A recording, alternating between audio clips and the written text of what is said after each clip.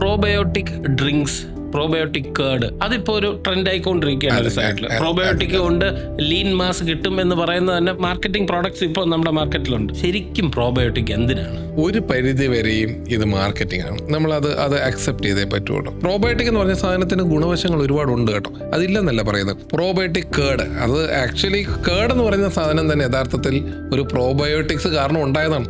കേർഡിൽ പാലിനകത്ത് lactobacillus പറഞ്ഞൊരു bacteria act ചെയ്തുകൊണ്ടാണ് അത് കേർഡായത്, അല്ലെങ്കിൽ അത് കേർഡാവില്ല. അപ്പോൾ ഓൾറെഡി പ്രോബയോട്ടിക് ആണ്. ഉണ്ട്, അതൊരു പ്രോബയോട്ടിക് ആണ്. പ്രോബയോട്ടിക് അല്ല, പേരെ ഇട്ടിട്ടുള്ളൂ. അതൊരു പ്രോബയോട്ടിക് അല്ല, അതൊരു ഫുഡാണ്.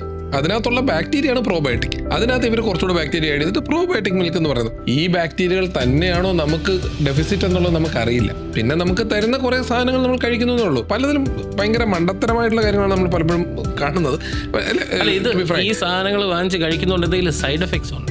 അത് എന്ത് സാധനമാണ് നിങ്ങൾ വാങ്ങിച്ച് കഴിക്കുന്നതനുസരിച്ചിരിക്കും. അല്ല, ബേസിക്കലി എന്ന് വെച്ചാൽ ഇത്തരം സാധനങ്ങളിലെ എല്ലാ കാര്യങ്ങളും നമ്മൾ ശ്രദ്ധിക്കണം. സ്റ്റോറേജ് ഉൾപ്പെടെയുള്ള സാധനങ്ങൾ, ലൈവ് ബാക്ടീരിയ ആണ് ഈ സാധനങ്ങളൊക്കെ. ഇത് ചുമ്മാ വെറുതെ കൊണ്ട് വെയിലത്ത് കൊണ്ട് വെച്ച് കഴിഞ്ഞാൽ ഈ ബാക്ടീരിയകളൊക്കെ ചത്തു. ഇത് ഫ്രിഡ്ജിൽ തന്നെ വെച്ച് സൂക്ഷിച്ചൊക്കെ ചെയ്യേണ്ട, അങ്ങനത്തെ സ്ട്രിക്റ്റൻ്റ് ആയിട്ട് വളരെ നോക്കി ചെയ്യേണ്ട കാര്യമാണിത്. ഇതൊക്കെ വെച്ച് ചില ബെനിഫിറ്റുകൾ ഉണ്ടാവാം, ഉണ്ടാകാതിരിക്കാം.